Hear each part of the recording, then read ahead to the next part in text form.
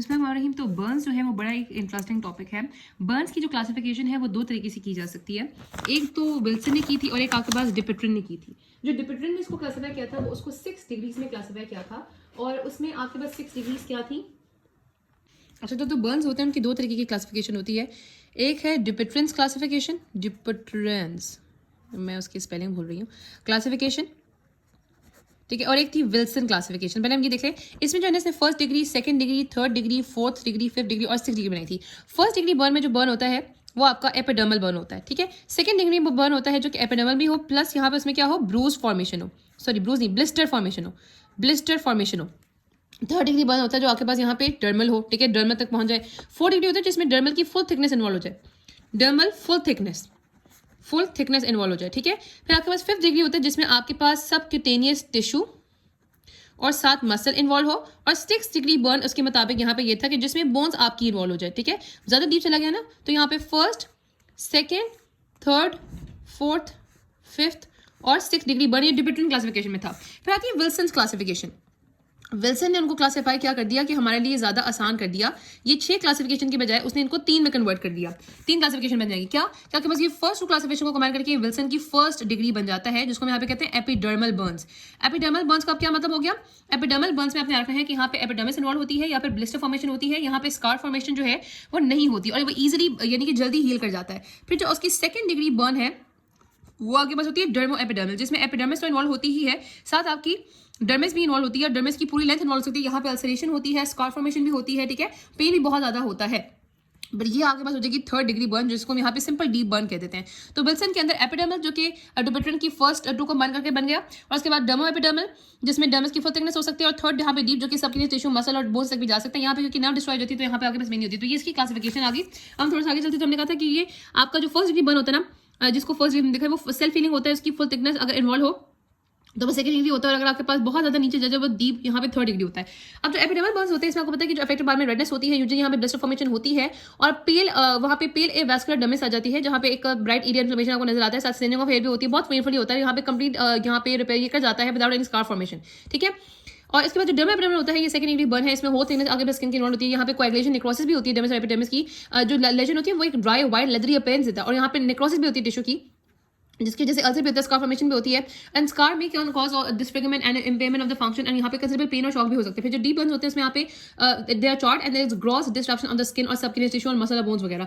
अब जो यहाँ पे बहुत इंपॉर्टेंट चीज़ है कि जो एस्टिमेशन होता है बॉडी सर्विस का वो किस तरीके से होती है। अच्छा, अब रूल ऑफ 9 एक यहाँ पे है जो कि हमें ये बताता है कि आपके पास पहले जो हमने क्लासिफाई किया था वो उनको किया था कि उनकी डेथ के बेस पे, अब हम क्लासिफाई करते हैं उनको यहाँ पे सर्विस एरिया के बेस पे। तो रूल ऑफ 9 के मुताबिक आपके पास एडल्ट के अंदर जो है यहाँ पे हर रीजन को जो है वो 9% कॉन्स्टिट्यूट करा होता है। जो हेड एंड नेक होता है वो फ्रंट और बैक मिला के आपके पास पूरा 9% होता है, ठीक है। 11 9 होते हैं टोटल। अब यहाँ पे हम 9 को काउंट करेंगे। हेड एंड नेक आपके पास टोटल 9 होता है, अपर एब्डोमेन सॉरी अपर जो चेस्ट होती है वो 9 होती है, लोअर आपका जो एब्डोमेन होता है वो 9 होता है, लोअर एब्डोमेन नहीं सिर्फ एब्डोमेन 9 होता है, ठीक है। अपर बैक भी 9 होता है और लोअर बैक भी 9 होता है, ठीक है। तो यहाँ के अंदर 9 हो गए, 1 2 3 4 5 9 हो गए।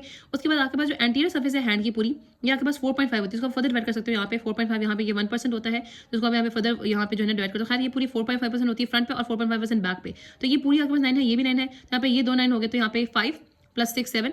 यहाँ पे इसकी जो एंटीरियर सर्विस आपके पास है कि वो 9 है, और इसकी यहाँ पे पोस्टीरियर सर्विस जो है वो भी 9 है, तो यहाँ पे 1 9 और यहाँ पे 4 9 हो गए, तो यहाँ पे 7 + 4 11 हो गया, ठीक है। तो 11 9 होते हैं, और एक आपके पास एरिया जो है वो जेंटल्स को यहाँ पे दिया जाता है, तो ये आपके पास इसकी डिस्ट्रीब्यूशन होती है। इस तरीके से यहाँ पे रूल ऑफ 9 बनता है। बच्चों के थोड़ा सा डिफरेंट होते हैं, हम बाद में कभी बात करेंगे। अब यहाँ पे बर्न का इफेक्ट क्या होता है, बर्न की वजह से कहते हैं कि all 3 stages can be found together. Also scarring जो है वो यूजुअली लेस होती है स्कैर्स के बाद, ठीक है, यानी कि वो कहते हैं it is usually less after scars than burns, ठीक है। यहाँ पे बर्न्स के बाद ज्यादा स्कारिंग होती है। ब्लैक और keloid scarring with destruction of tissue and considerable deformity occurs in burns, ठीक है। अब कर्लिंग अल्सर क्या होता है, कर्लिंग अल्सर बहुत इंपॉर्टेंट टर्म होती है।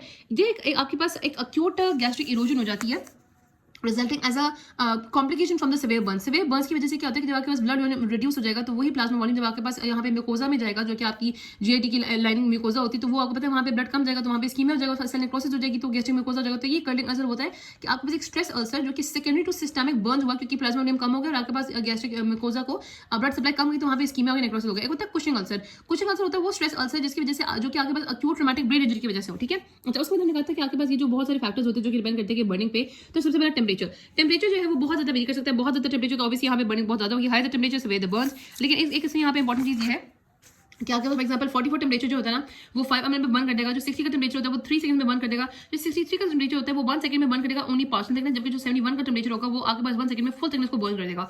लेकिन एक इंपॉर्टेंट चीज ये है कि आपके पास जो पोजीशन एक्सटेंड होती है ना उसकी वो ज्यादा इंपॉर्टेंट होती है। सर्विस एरिया अगर ज्यादा होगा, अगर वो कहते हैं कि ज्यादा सर्विस एरिया इन्वॉल्व होगा और टेम्परेचर कम होता है तो वो ज्यादा खतरनाक होगा एज कम्पेयर टू थोड़ा सर्विस एरिया में ज्यादा टेम्परेचर होगा, यानी कि फर्स्ट डिग्री जो बर्न है अगर वो बहुत ज्यादा एरिया पे है तो थर्ड डिग्री बर्न जो कि थोड़े एरिया पे है वो ज्यादा खतरनाक नहीं होगा, फर्स्ट डिग्री में जो ज्यादा एरिया पे वो ज्यादा खतरनाक होगा। इसलिए जो बर्न आपके पास हेड नेक और ट्रंक और जेनिटल्स वो ज्यादा खतरनाक होते हैं। एज ऑब्वियसली जो बच्चे होते हैं, यंग चिल्ड्रन होते हैं, ओल्ड होते हैं, उनमें जो आपके पास बर्न होते हैं वो और भी ज्यादा खतरनाक होते हैं। फिर एज ऑफ बर्न तो यहाँ पे इमीडिएट बर्न होता है जो आपके जब वो जिस वक्त वो होता है उसमें यहाँ पे रेडनेस होती है।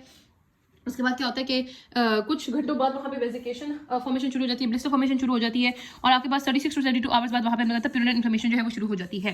ठीक है, ये उसकी एज हो गया। अब यहाँ पे कॉज ऑफ डेथ जो है वो बहुत ज्यादा हो सकते हैं। एक तो यहाँ पे आप ये देख लो कि जो कॉज ऑफ डेथ होती है ना वो आप जनरली से बात लेते हैं कि 6 आवर्स में न्यूरोजेनिक शॉक की वजह से होती है, 6 to 24 आवर्स में हाइपोबिलेमिक या ओलिगोमिक शॉक की वजह से होती है, 1 to 3 डेज में टॉक्सिमिक शॉक की वजह से होती है और 4 डेज में सेप्टिक शॉक की वजह से होती है। लेकिन जरूरी नहीं है कि आपके पास डेथ की कॉज सिर्फ शॉक की हो, हर तरह का शॉक इसमें कॉज हो सकती है। लेकिन आपके पास इस तरह की कॉज है वो एस्फिक्सिया भी हो सकती है, सफोकेशन भी हो सकती है, क्योंकि oxygen heat is getting consume by the gases and making irrespirable gas, यानी कि गैसेस। ठीक है, ऑक्सीजन जब यहाँ पे गैसेस कंज्यूम हो यानी कि जो ऑक्सीजन है उनको गैसेस कंज्यूम करी तो ऑक्सीजन यहाँ पे बंदे को तो मिल नहीं रहा, तो एक्सपोजर की वजह से डेथ हो सकती है। इसके अलावा एक्सीडेंटल इंजरीज, अगर उसके बंदे पर कोई चीज फॉल कर जाए उसकी वजह से फैट एम्बोलिज्म की वजह से डेथ हो सकती है। ठीक है, और डेथ जो है वो डिलेड ऑब्वियसली हो सकती है, उसमें डिलेड डेथ हो सकती है उसके एक्यूट न्यूरोसिस की वजह से या फिर आपके पास सेप्सिस की वजह से या किसी और चीज़ की इन्फॉर्मेशन की वजह से। बाकी जो कॉम्प्लिकेशन होती है डिलेड डेथ में उसमें कुछ असर भी आ सकता है, टेटनस, गैंग्रीन, एडेस्पेरस वगैरह भी आ सकते हैं। फेटल पीरियड आपके पास मैंने जैसे मैंने बताया कि यहाँ पे लिखा हुआ है 6 आवर्स में न्यूरोजेनिक शॉक की वजह से, 6 to 24 आवर्स हाइपोवोलेमिक शॉक की वजह से, 1 to 3 डेज टॉक्सिमिक शॉक वगैरह के ये आगे हो सकता है। अब यहाँ पे बहुत इंपॉर्टेंट है कि आपने पोस्टमार्टम एग्जामिनेशन में क्या चीज़ देखनी है। एक पोस्टमार्टम एग्जामिनेशन में क्या होता है कि बॉडी जो है ना complete postmortem examination should be carried out when the body appears to be almost completely incinerated. ठीक है, internal organs should be in relatively good condition as the body is composed mainly of water to about 75%. ठीक है ना, and the body tissues are poor heat conductors. अच्छा, ये एक बहुत important आगे हम देख रहे हो। ठीक है, अच्छा यहाँ पे एक्सटर्नल अपेयरेंस कैसे होती है, सबसे इंपॉर्टेंट चीज़। अब यहाँ पे हम अब यहाँ पे आगे सबसे इंपॉर्टेंट चीज़ है कि आपने पोस्टमॉर्टम एग्जामिनेशन कैसे करनी है, एक्सटर्नल अपेयरेंस कैसे करनी है और इंटरनल अपेयरेंस की। सबसे पहले आपने क्लोज को एग्जामिन जरूर करना है। Clothes have to be examine why, क्योंकि आपने क्लोज पे चेक करना है कि कोई आपके पास क्लोज के अंदर, आपको पता है ना कि क्लोज के अंदर यूजली होते हैं कंबस्टिबल मटीरियल। लोगों ने अपने ऊपर या तो लोग अपने ऊपर तेजाब फेंक देते हैं या फिर कोई लोगों के ऊपर तेजाब फेंक के पता चलता है, तो हमें पता चल जाएगा कि कौन सा ऐसा मटीरियल है जो कि यूज है बर्न करने के लिए। तो clothes have to be preserved because they have seen for the presence of the kerosene and petrol and other combustible materials. ठीक है, और इसके अलावा जो डिस्ट्रीब्यूशन होती है ना बर्न्स की इवन क्लोज के ऊपर, that also can throw some light on to the position during the burning या मैनर ऑफ डेथ की वजह से, या फिर हमें किस तरह से वो इग्नाइट हुआ था या पॉसिबली क्या इन्फ्लेमेबल सब्सटेंस है ना वो वगैरह। अच्छा, अब ये जो क्लोथ्स है बॉडी की, अच्छा यहाँ पे जो बॉडी की होता है उसकी वजह से अगर बहुत ज़्यादा स्मेल आ रही है तो इसका मतलब है कि यूजुअली वो एंटीमोटिव इन नेचर डेथ हो गई है। ठीक है, जो बर्न एरिया होता है वो रेडेंड होगा, ब्लिस्टर्ड होगा, चार्ड होगा। अच्छा, ब्लिस्टर जो है या तो हमने कहा था कि रप्चर्ड होंगे या कोलैप्स होंगे, और ब्लिस्टर जो है because of the increase permeability of the superficial vessels, जिसकी वजह से ब्लड बाहर ऊज आउट कर जाता है। ठीक है, और वहाँ पे आपको पता है कि इसमें एक सीरियस फ्लूइड होता है जिसकी जेली लाइक कंसिस्टेंसी होती है। इन बेटो अगर आप उसको यहाँ पे हीट करोगे ना तो वो कोएगुलेट कर जाएगा। ठीक है, जब उसको एग्जामिन करेंगे तो उसके अंदर रेड ब्लड सेल होंगे, व्हाइट ब्लड सेल, कोर्टिसोल होंगे, एल्बुमिन होगा, क्लोराइड होंगे। So when clothes of the victim catch fire the burns are generally found on the areas जो कि लूज क्लोथ्स में होता है, क्योंकि जो टाइट क्लोथिंग होती है ना जैसे आपके पास बेल्ट चूज है, ब्रेसरीज और टाइट क्लोथ्स हैं, यहाँ पे आपके पास it might not catch fire. और ये जो एरियाज होते हैं आपको हेल्प करेंगे स्किन के आइडेंटिफिकेशन में, उसकी वजह से रेशियल आइडेंटिफिकेशन हो सकती है। अच्छा, उसके बाद हमने बात की है कि सिमिलरली अगर आप देखोगे कि अगर नेक के अराउंड या आपके पास नेक के अराउंड बर्न मार्क नहीं है, इसका मतलब है कि उसको द विक्टिम वाज स्ट्रैंगल। ठीक है, अगर आपके पास हाथ और पाँव के अराउंड नहीं है, यहाँ पे आपके रिस्ट और एंकल्स के अराउंड नहीं है, तो इसका मतलब है द पर्सन वाज टाइट। ठीक है, हेयर में भी सिंच और ब्लेस वहाँ पे होंगे। हेयर को कैसे नजर आएंगे, हेयर में आपको पता है कि आपके जो बल्ब है वो भी बल्ब भी आपके पास स्टूडेंट होंगे, टिप भी स्टूडेंट होंगे, वेक्यूलेशन नजर आएगी हेयर के अंदर।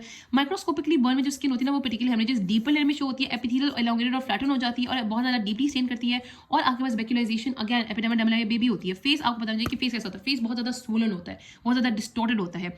टंग जो है वो प्रोट्रूडेड होती है। ठीक है, फ्रॉथ जो है वो पिंक स्टेन कलर की हो जाती है। क्यों फ्रॉथ पिंक स्टेन कलर की हो जाती है आगे हम देखेंगे कि इसकी वजह से ना आपके पास वो होता है पोस्टमार्टम लिविडिटी जो है वो पिंक कलर की हो जाती है। तो इस तरीके से आपको यहाँ पे नजर आती है। ठीक है, पोस्टमार्टम लिविडिटी आपको जो नजर आती है। अच्छा, इसके अलावा एक बहुत इंपॉर्टेंट पोस्टमार्टम लिविडिटी यहाँ पे चाहिए रेड कलर की होती है owing to the effect of heat on the veins. यहाँ पे अच्छा, ये एक बहुत इंपॉर्टेंट बात हमने कहा था कि फ्रेश फ्रॉथ आपको नजर आती है क्यों, क्योंकि may appear at the mouth and nostril as a result of the heat irritation of the air passages. तो फ्रॉथ पिंक होती है because of the heat irritation.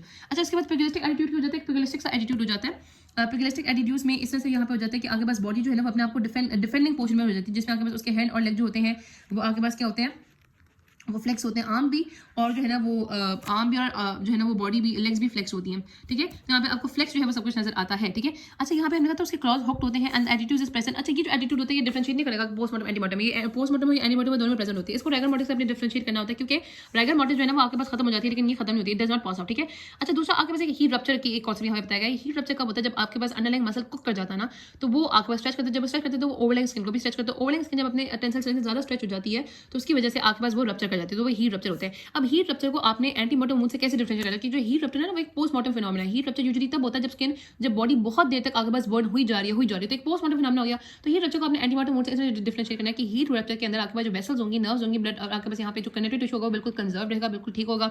आपके पास एक बहुत इंपॉर्टेंट चीज़ है कि ब्लड जो है ना वो क्लॉट कर जाता है, ब्लड भी हीट रहता है तो हीटिंग की वजह से वो क्लॉट कर जाता है और आपको यहाँ पे स्टैगर्ड ब्लड नजर आता है, क्लॉटेड ब्लड नजर आता है ब्लड वेसल के अंदर। दूसरा ये है कि आपके पास कोई ब्रूजिंग नहीं नजर आती। ब्रूजिंग अगर नहीं नजर आती मतलब कि आपके पास डेथ से पहले कोई ऐसा यहाँ पे वायलेंट एक्शन नहीं परफॉर्म किया गया था तो वो एंटीमॉर्टम नहीं है, वो यहाँ पे यही है, ठीक है। आगे बस यहाँ पे हीट रप्चर है। उसके बाद हमने कहा कि हीट फ्रैक्चर भी हो सकते हैं जो कि अगेन हीट की वजह से हो सकते हैं।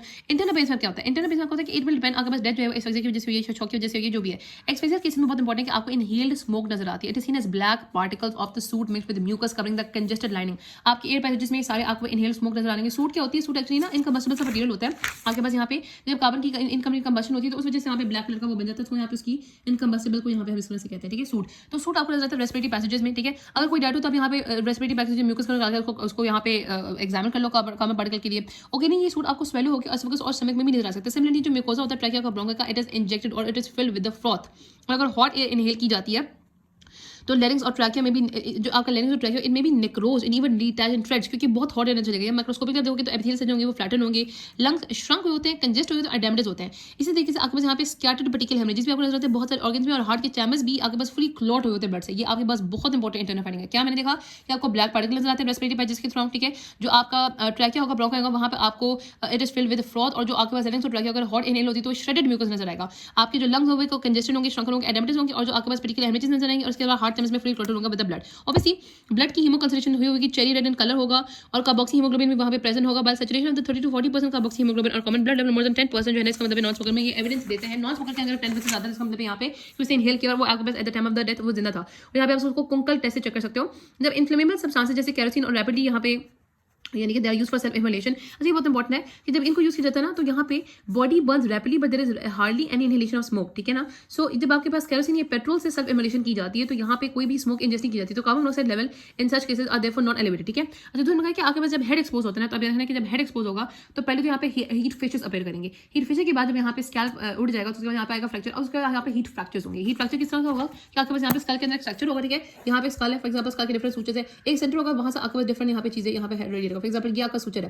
ठीक है, ये आप यहाँ पे कहते हैं एंट्री जो भी सूचर है आपके पास यहाँ पे यही सूचर है, लेकिन ये जो सेंटर होगा वहां से आपके पास लाइन रेडिएट करी होंगी, ठीक है। एक सेंटर होगा, वहां से आपके पास रेडिएटिंग लाइंस होगी जो कि आपके सूचर को शो करेंगी। यहाँ पे फिर क्या होगा कि आउटवर्ड बर्स्टिंग होगी बोन फ्लैप्स के, अंदर से आपको यहाँ पे ब्रेन टिश्यू नजर आएगा। और ये भी हो सकता है आपके पास कि अंदर ब्रेन के अंदर की स्टीम की वजह से स्टीम फ्रैक्चर भी डेवलप हो जाए, वो यहाँ पे स्टीम फ्रैक्चर की वजह से होता है। अगर आपको फ्रैक्चर बेस ऑफ स्कल मिल रहा है तो इसका मतलब यहाँ पे वो जो बेस ऑफ स्कल मिल रहा है वो हीट फ्रैक्चर नहीं होता, वो फ्रैक्चर हो सकता है आपके पास किसी ट्रॉमा की वजह से या फिर फॉलिंग ऑब्जेक्ट्स की वजह से फ्रैक्चर हो सकता है, ठीक है। फिर आपके पास यहाँ पे जो ब्रेन होगा वो एडेमेटेड और कंजेस्टेड और श्रंकन भी नजर आ सकता है। फिर होता है हीट हेमाटोमा। हीट हेमाटोमा भी इस वजह से होता है कि आपका जब ब्लड वेसल रप्चर कर जाती है तो उससे ब्लड बाहर निकलता है, वो ब्लड बाहर निकल के क्लॉट कर जाता है और आपके पास क्लॉट से बना देता है। जो क्लॉट है वो बहुत सॉफ्ट फाइबर चॉकलेटी कलर का होता है, और उसमें आपको पता है कि कार्बन मोनोऑक्साइड की वजह से वो पिंक भी हो सकता है, स्पॉन्जी सा होता है। और ये भी एक पोस्टमार्टम, वो कहते हैं if haematoma is purely a postmortem phenomena, ठीक है। हीमाटोमा भी आपके पास पोस्टमार्टम फिनोमेना होता है, या आपके पास डेथ को इंडिकेट करता है। It will have the carbon monoxide concentration is in the blood whereas it is antemortem lesion 65%, ठीक है। अच्छा उसके बाद यहाँ पे बात आ गई है इंटरनल ऑर्गन जो है they should be examined carefully for the evidence of the national disease. आपने नेशनल डिजीज के लिए भी देखना है, ठीक है, और टॉक्सिकोलॉजिकल स्क्रीनिंग में करना ये चीज भी। अब यहाँ पे बहुत इंपॉर्टेंट चीज आ गई है कि अब यहाँ पे एक मेडिकल ऑफिसर जब उसके बाद encounter how will he encounter case of the Burns है। मेडिकल ऑफिसर में सबसे पहले तो उसने ये देखना है कि आपने उसको डिसीज को उसने आइडेंटिफाई करना है। सबसे इंपॉर्टेंट चीज है कि उसने डिसीज को आइडेंटिफाई करना है, किन क्लू से वो आइडेंटिफाई करेगा वो आपको बताते हैं। उसके बाद देखना है कि whether burns are antemortem postmortem. Second चीज आपके पास बर्न्स यहाँ डेथ सुसाइड की वजह से हुई है, और थर्ड सुसाइड आपके पास क्या थी, होमिसाइड जो भी थी। तो आइडेंटिफिकेशन कैसे करनी है? अगर वो कहते हैं कि हीट स्टिफनिंग की वजह से आपको पता है कि प्यूगिलिस्टिक एटीट्यूड बन जाएगा, तो वो प्यूगिलिस्टिक एटीट्यूड में जो उसकी फिंगर इस तरह से हुई होती है वो उन फिंगर्स को स्ट्रेच करेगा, स्ट्रेच करके जो फिंगर पैंट्स होंगे इंटैक्ट तो उसको यहाँ पे फिंगर प्रिंटिंग लेगा। अगर नहीं है तो आपके पास अगर स्किन की डी ग्लविंग हुई होगी तो वो डी ग्लव्ड स्किन ले लेगा या पूरा का पूरा हार्ड ले लेगा, अगर उसने फिंगर प्रिंटिंग यहाँ पे चाहिए होता है। उसके बाद यहाँ पे वो सुपरफिशियल ब्लेड को रिमूव करेगा, वाइप करके रब करके यहाँ पे देखा कोई टैटू मार्क्स नहीं है। फेशियल आइडेंटिफिकेशन के लिए जो आपके पास इंटैक्ट स्किन होगी उसको देखेगा। इसके अलावा जब कंप्लीट इंसुलेशन हो जाती है तो एनी बोनी मटेरियल और एनी टीथ और any metallical articles have to be collected, क्योंकि हर कोई आइडेंटिफिकेशन का क्लू देगा। जो बोन्स होगा उनको एक्सरे से एग्जामिन करके उनकी सेक्स या सेक्स एज और रेस और जनरल बिल पता कर सकता है। स्कल और लॉन्ग बहुत ज्यादा आइडिया देता है आपके पास रेस का। नॉन प्रेग्नेंट यूट्रस और प्रोस्टेट तो आपके पास यहाँ पे वो करती नहीं पोर्टिफाई, तो उसको आप अच्छे से देख सकते हो। उसके बाद टीथ और जो जितने भी नॉन यूनाइटेड ऑसिफिकेशन सेंटर्स है उनको देखा जा सकता है। एंड मेटालिक ऑब्जेक्ट जैसे बकलर्स हैं, सेफ्टी पिन्स हैं, हेयर पिन्स हैं, बटक्स हैं, उनको देखा जा सकता है। बहुत इंपॉर्टेंट चीज यहाँ पे ये होती है कि आपने ऑर्गन को चेक करना है कि ऑर्गन में कोई पैथोलॉजिकल चेंज नहीं है या फिर कोई ऑर्गन मिसिंग तो नहीं है। ट्रांसप्लांटेशन की हिस्ट्री से आपको पता चलेगा। एंटीमॉर्टम और पोस्टमॉर्टम में क्या डिफरेंस है? अब देखो आपके पास ये होता है कि जो डिफरेंस होता है ना बहुत सारी चीज़ों पर डिपेंड करता है। आप हिस्टोलॉजिकल एग्जामिनेशन भी कर सकते हो, निकल भी देख सकते हो। एंटीमोर्टम में क्या होता है कि एंटीमोर्टम मोड में आपके पास ऑब्वियसली जो भी वूंड होगा, जो भी बर्निंग होगी, वहाँ पे एक ब्लिस्टर फॉर्मेशन होगी और ब्लिस्टर फॉर्मेशन के अराउंड रेडन एरिया होगा, वहाँ पे एरोदीमा होगा। ब्लिस्टर जो है उसके अंदर आपको पता क्या होगा कि एक फ्लूइड होगा, सीरियस फ्लूइड होगा, जिसके अंदर आपके पास ब्लड सेल्स भी होंगे, कॉर्पिसल्स भी होंगे, वही हो गया, और आपके पास क्लोराइड भी होगा, एल्बुमिन भी होगा, और वहाँ पे सारा एक रेड एरिया आपको राइट लाइन डिमार्केशन की नजर आएगी, और आपके पास जो बेस होगी ब्लिस्टर फॉर्मेशन की वो इंजेक्ट हुई होगी, ठीक है। ये आपके पास यहाँ पे होगा। अगर पस प्रेजेंट है तो इसका मतलब यहाँ पे एटलीस्ट वो person 36 hours after injury survive किया हुआ है, जबकि पोस्टमार्टम ब्लिस्टर में ऐसा नहीं होता। वो छोटा सा ब्लिस्टर होता है ना, उसमें एल्बुमिन होता है ना, उसमें वैसे तो एयर होती है, फ्लूइड होता है, तो फ्लूइड में ना एल्बुमिन होती है, ना क्लोराइड होता है, ना ब्लड कॉर्पिसल्स होते हैं, और कोई लाइन ऑफ हीमोग्लोबिन में आपको नहीं नजर आती। पुट्रेफैक्शन में अगर आपके पास ब्लिस्टर होते हैं तो वहाँ पे आपको पुट्रेफैक्टिव गैस नजर आती है, ठीक है। तो ये आपके पास इजी सब डिफरेंस आ जाएगा। आपके पास लाइन ऑफ रेडनेस पोस्टमार्टम में, सो एंटीमार्टम में होती है। वेसिकल्स यहाँ पे भी एंटीमार्टम में होंगे, पोस्टमार्टम में नहीं होंगे। यहाँ पे जो है ना एयर होगा, यहाँ पे एल्बुमिन, फ्लूइड और क्लोराइड होगा। इन्फेक्शन यहाँ पे पस और सफिंग होगी, यहाँ पे नहीं होगा। हीलिंग में यहाँ पे ग्रेनुलेशन टिश्यू होगा, यहाँ पे कुछ भी नहीं होगा। सूट अपर रेस्पिरेटरी में एंटीमार्टम में होगा, क्योंकि एंटीमार्टम में इनहेल करता है, पोस्टमार्टम में नहीं होता। कार्बोक्सी हीमोग्लोबिन में एंटीमार्टम में होगा, एंजाइम्स भी यहीं पे होंगे, ठीक है। उसके बाद यहाँ पे बर्निंग ऑफ डेथ, अगर फॉर एग्जाम्पल हमें एंटीमार्टम ब्लिस्टर नजर आए हैं, सूट एयर पैसेज में मिल गया है और रेड कलर आपको कार्बोक्सी हीमोग्लोबिन की पोस्टमार्टम ब्लिटी मिल गई, तो इसका मतलब डेथ ड्यू टू बर्निंग ही हुई है। बाकी जो सुसाइड होमिसाइड एक्सीडेंट होती है वो तो सर्कमस्टेंस पे डिपेंड करेगा। अगर फॉर एग्जाम्पल हमें पता है कि वो पर्सन ने किसी पब्लिक एरिया में उसने अपने ऊपर केरोसिन थ्रो करके और वहाँ पे उसने यानी कि बर्न किया, तो हमें लगेगा सुसाइड है। अगर किसी बिल्डिंग को यानी कि जानबूझ के कोलैप्स किया गया, उसको जानबूझ के बर्न किया, तो पता चल गया होमिसाइड है। तो वो यहाँ पे इसको सीन क्राइम सीन की एविडेंस यहाँ पे इसको पता चलेगा।